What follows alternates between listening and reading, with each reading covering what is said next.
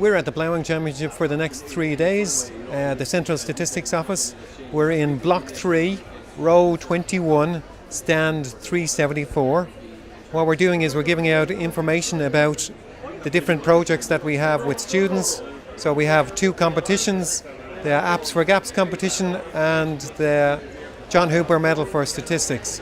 We also have information on the census at schools.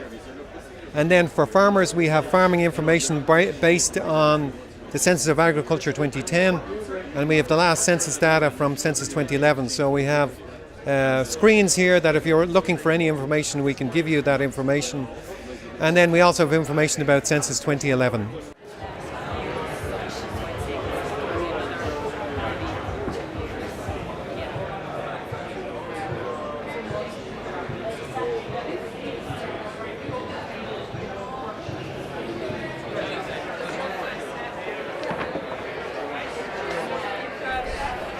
So we have Exploristica, which is a loaded dice game. So what we have is a game with a series of dice. You roll the dice, and what you've got to try and do is figure out which of the dice are loaded based on probability.